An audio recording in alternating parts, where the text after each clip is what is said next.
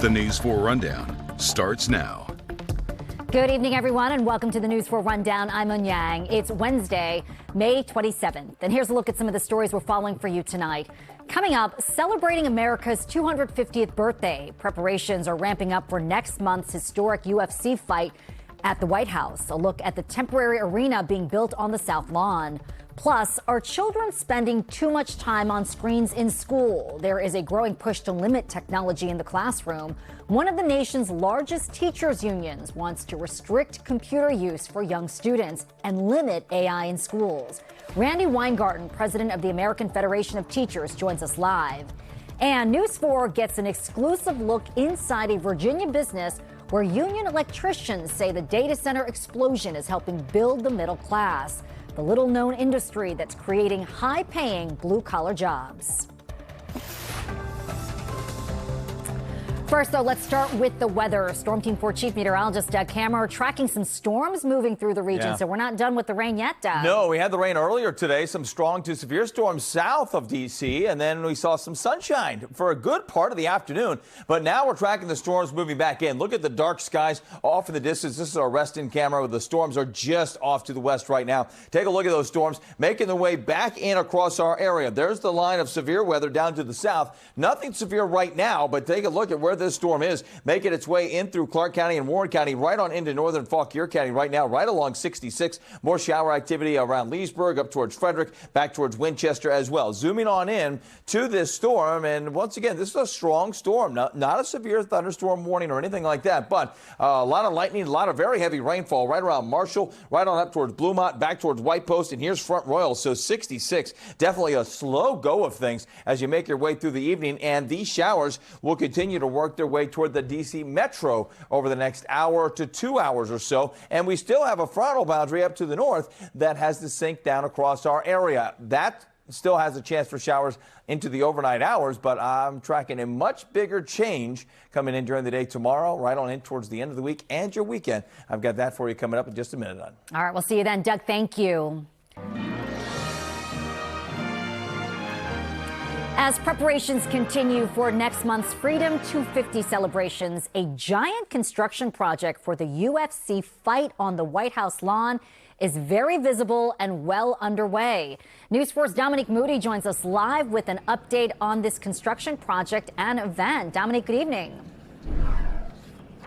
Hey, long time no see. Yeah, we are starting to see some of the construction on that arena right over my head. But I want to first show you, if we can, Nick, about some of the people who are right outside the fence of the White House who have been taking pictures. And then as you pan up, you can see where it's that kind of that awning a little bit in the background just behind the White House. It's going to tower over the White House after they finish all of the construction. And when we talk about some of the people, they say they had a lot of excitement about seeing it. Others were saying that maybe this could be something else that could be celebrated somewhere else. Those were some of the DMV natives. The White House says these mixed martial arts fights coincide with the celebrations for the country's 250th anniversary. Now, the renderings, they show that notorious octagon fighting ring surrounded by stands all in front of the White House along the South Lawn. Now, the massive 90-foot structure that slightly towers over the White House is called the Claw to light the fight. Now, construction for the temporary arena began this week. The UFC is planning to issue free tickets and is paying for the event. Now, President Trump, he is known to attend UFC fights regularly and was known to host boxing matches at his hotels. And when we talk about the fact that it's going to be happening next month, we know that it's going to be happening June 14th. And of course, you got to love the big bus and seeing some people who are actually going to stop and see what you probably can't see at home, but on the other side is where you see a lot of the construction. But you got to love a lot of people who are coming out just to say, hey, stop for a second and snap that. You might not be able to see that again. So that's what people are doing right now. Yeah, back to you. I wonder if the tour guide is explaining what's going on there at the White House lawn to those tourists on the bus, right? This is true, but you can see some of them are looking at us and taking pictures of us on air, talking about what they see. Listen, hello, TV journalist, part of the Hey, experience. we got a wave. Hey, there it is. All right, yeah, you're part of their tour now. That's right, Dominique Moody live for us tonight. Dominique, thanks so much. Well, YouTube is about to be out at Prince William County schools. The school district says the popular video platform will no longer be available on school-issued devices starting in the fall. Teachers will still be able to use select YouTube videos for instruction, but they will be made available on other platforms. The district says YouTube does not provide a reliable way to limit what students are watching. The superintendent says they will continue to evaluate how instructional technology is used. And there is a growing debate over technology in the classroom. This morning, during a speech at the National Press Club here in Washington, the head of one of the nation's largest teachers' unions called for limits on screen time in schools, including banning digital devices before third grade and restricting AI tools for younger students. Randy Weingarten, president of the American Federation of Teachers, says students are, quote, drowning in tech. She joins us live now to discuss where she thinks schools should draw the line between technology and learning. Thanks for joining us tonight. Of course. So it's my honor. A lot of students and parents and families invested heavily in laptops and other devices for digital learning after the pandemic. What evidence are you seeing that some of that may be hurting students academically or socially? So there's a bunch of new evidence, but one of the things I called for is to have a research consortium to actually have broadly shared and really reliable evidence. But what I'm seeing from a lot of social scientists and neurologists like like Jonathan Haidt and Jared Cooney Harvath is that they have seen limits in attention because of all these devices. They call it cognitive offloading, meaning if the AI chatbot gives you the answer effortlessly, you're not actually learning how to apply knowledge. And that was this aha moment for me when I first heard Haidt talk about it. And then we did a whole lot of research. And what we found, which the education scorecard that came out in the last couple of weeks found as well, is that you started seeing this big decline, not during COVID, but around the same time as huge digital adoption in schools, around the same time as the screens were available from 2012 on. And so what we're proposing is simply, let's actually take a step back, limit the use of screens for our youngest children, pre-K through 2, limit AI for our elementary school children, and replace that time with real active learning so that we can help develop the brain of children, develop their relationships, develop their critical thinking. And what we know is that that kind of active learning really helps kids want to be in school as well. So this was a 10-point plan to say what to limit and what to replace it with to ensure that kids are really eyes up, hands on, but you have to put devices down in order to do that. And Randy, those critical thinking skills are so important for students of all ages. But some people say, that critics say, limiting technology, though, could leave students less prepared for a workforce that is increasingly shaped by AI. How do you respond to those concerns? Well, notice what I did was I said, let's have this, that there would be an increasing allowance for AI in schools. I'm a big believer in career tech ed, where AI is used a lot, but it has to be used under the supervision of teachers and of people who know what they're doing so that we actually do the right things. So this is about how do we make sure that we are harnessing the potential of AI and mitigating against the harms. And so if we don't mitigate against the harms, we're not dealing with the safety and the privacy concerns. But, if you look at these career tech ed schools all around. Okay, I think we lost Randy Weingarten's connection, but Randy Weingarten, the president of the American Federation of Teachers, thanks so much for your time tonight. A very important subject to continue talking about.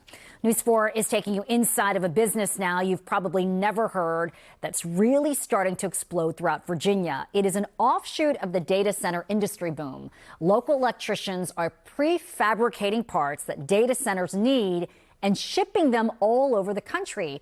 Union leaders say it's breathing new life into the middle class.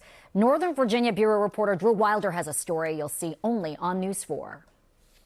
We're talking, this space is about 250,000 square feet. For the first time, we are stepping inside of a booming local industry that's pumping life back into the middle class. It's all happening in the shadows of the data center explosion. This looks like it's a giant breaker box. Is that effectively what it is? Essentially, that is what it is. Saad Khan is the vice president of J.E. Richards, and News 4 is the only TV camera inside of its prefabrication shop just outside of Fredericksburg. Richards builds the electrical components that power data centers, and business is booming. Are we watching a kind of a subset of industry booming here in Virginia that people don't even realize is happening? Absolutely, absolutely. Most people don't know what we do here. It's really, really important to the data center industry. And important, Khan says, to communities. Richards has 3,600 employees. More than 3,400 of them are union electricians. This is one of 26 prefabrication shops in the region. Without a degree or any training, workers start earning hourly wages in the $20 to $25 range and can work up to $60 or $70 an hour over time. Richards has increased its workforce nearly 50% each of the last 3 years. This is the industry of tomorrow being performed today. Don Slayman works with the Electricians Union, IBEW. He's spent a lot of time in the state capitol lately because he's worried about the future of this exploding business. Lawmakers are debating whether or not to end a sales tax exemption for data centers. This allows the tech companies to purchase servers without paying sales tax. If that exemption ends, tech companies have threatened to leave Virginia, and if that happens, the electricians are worried the demand for their work will leave with them. Energy is synonymous with Texas. We want to have the digital infrastructure be synonymous with Virginia so we can get these prefab shops right here to my left that we can start exporting prefabbed work all over the country. Data centers are straining Virginia's energy grid. And recently, the state develops new policies to make data center companies pay for their infrastructure, but rates remain high for everyone.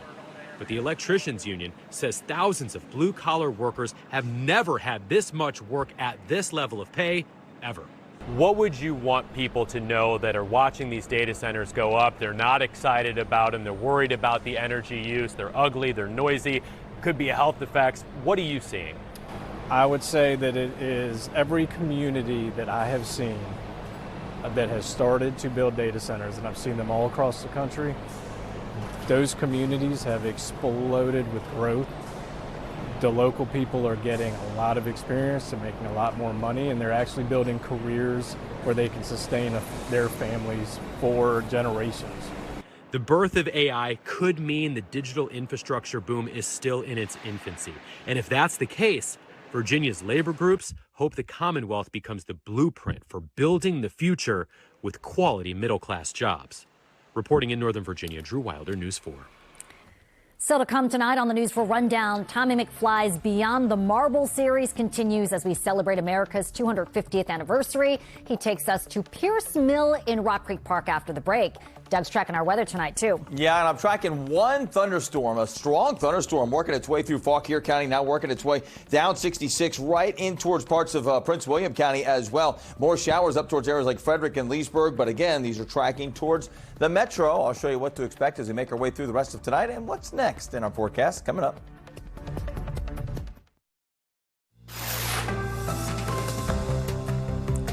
Doug Kammer, you are tracking some storms heading our way. One. Okay, it's just one. And where? Right now, making its way through parts of Warrenton, Fauquier County, parts of Prince William County around Gainesville, right along 66, but also some showers, too, that are trying to work their way in towards the city. We saw sunshine a little bit earlier. It was a beautiful afternoon, but it was definitely on the warm and muggy side. No issues downtown right now, but as we make our way through the rest of the evening, we're going to be tracking those storms. 77 degrees, dew point of 70, so that gives us that feels like temperature of near 80, so it is a very warm and humid night. Temperatures in the 70s everywhere. 75 Culpeper, 76 in Gaithersburg, 77 in Leesburg. Now, where's the rain? You can see the storm, one storm working its way right on through northern Fauquier County right now. Not severe, but it's a pretty strong storm. I was looking at winds gusting 30 to 40 miles per hour with this storm. Also some shower activity up in the parts of Loudoun County. Just about all of Loudoun County now seeing the rain. Montgomery County starting to see the rain up towards Frederick County. These showers working toward the district here. Of course, we got the concert going on at Nats Park, and that's going to be in about an hour for these showers to get there if they hold together. The one area that is holding together right here. Look at this storm right over Marshall. A lot of lightning and thunder here. Warrenton, just to the north of Warrenton, and this storm is heading right towards Manassas as it makes its way down toward the south and east. So we're going to be watching this very closely. Very heavy rain associated with this one, but once again, have not seen a severe thunderstorm warning out of this. Now, we have had some severe weather in our southern zone. Still have some storms just to the east of Roanoke, but I'm tracking this boundary up to the north. See this right here? This is actually the cold front that's going to work its way through. So we have the chance for showers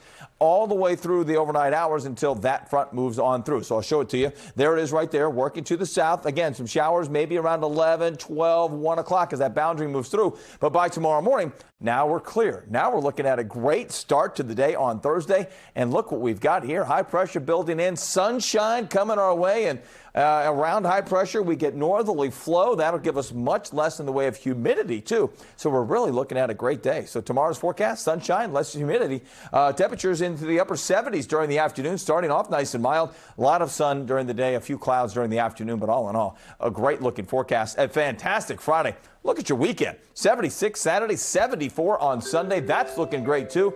And all next week, the big word of the day, nice. All the way through the end of next week, which just happens to be the first full week of June. Looks spectacular. Doug, thank you. This summer will be busy in D.C. as the nation marks 250 years. Tourists will flock to the National Mall, the museums, and the monuments. But News 4's Tommy McFly is working for you, taking you beyond the marble, visiting sites outside the usual tourist traps. Today, he's in Rock Creek Park. He is milling about at Pierce Mill. So now we're in Rock Creek Park, milling about at Pierce Mill.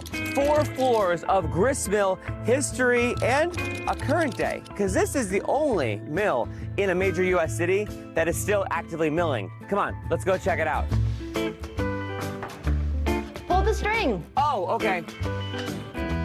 Welcome to Pierce Mill. Angela, thanks for having me. Thank you for coming. This is awesome. So we are Washington's last working grist mill, which means we're a building that turns corn and wheat into things like cornmeal and flour using the power of water. And there's actually machinery on all 4 floors of the mill. On the 3rd floor, we have a grain cleaner that cleans the grain when it first arrives. On the 2nd floor, we have a bolter which sifts the flour after it's been ground. And on this floor, we have our grinding stones where we actually mill the flour. This is the hopper. So when we are doing milling demonstrations, we pour corn in here. It drops down into that hole. These giant stones spin around and turn the corn into cornmeal, and then it drops downstairs into a sifter in the basement. Can we go check it out? Yeah, let's go downstairs. We can just sneak through here. Come this way, watch your head. All right, come on down here and check out the gear pit. Watch your head. Quack. All right, just Whoa. come on right in here. Yep. This come is on so right over here. cool. If we were milling today, the cornmeal would come down this spout, end up in this sifter right here, which shakes. Cornmeal ends up here, grits end up in this barrel The right power here. of the water moving these gears makes all that happen. Yes, exactly. The water wheel's right outside that wall, so it turns these giant gears, which turn the millstone upstairs, which grinds corn into cornmeal. What do you know about the people who did the work here at the mill? So this mill is part of a much larger estate or plantation that was owned by the Pierce family. The Pierce family owned most of what is now Rock Creek Park. They were also one of the largest slaveholding families in Washington, D.C. So we know that enslaved people built the mill and most likely also worked here at the mill and the other businesses here in Rock Creek Park.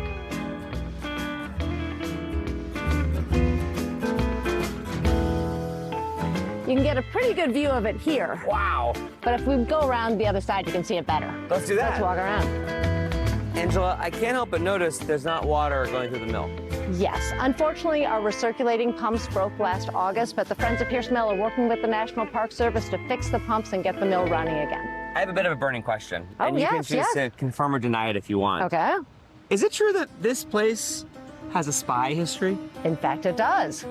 I mean, one question and you confirmed the spy history. You're not a very good spy. There's no longer classified information. This building was used as a spy station during the Cold War. Our spies or their spies? It was our spies, and they were spying on the Czech and Hungarian embassies across the street. From that pigeon coop right up there.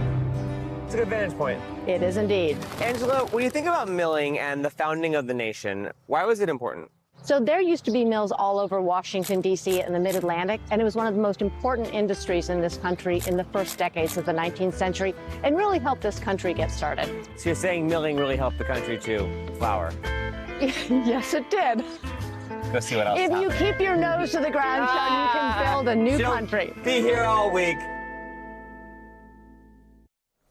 And hello, everybody. Welcome back. Tracking a severe thunderstorm warning right now. I've been tracking this one storm making its way through Fauquier County and now into Prince William County. You see where this warning is right around the Warrenton area over towards Manassas. Also included in that warning, Gainesville and Marshall. This severe thunderstorm warning going until 8:15 tonight. So if you're in Prince George's or Prince William County, northern parts of Prince William, most of Fauquier County between Marshall and Warrenton, heads up for this storm. Very heavy rainfall, some strong winds, a lot of lightning out of this storm as well. Once again, that severe thunderstorm warning going until 8:15. The rest of the shower activity working its way through Montgomery County and through the D.C. metro area over the next hour or so. And we're not quite done with the rain just yet. We'll have much more on this coming up tonight at 11 o'clock.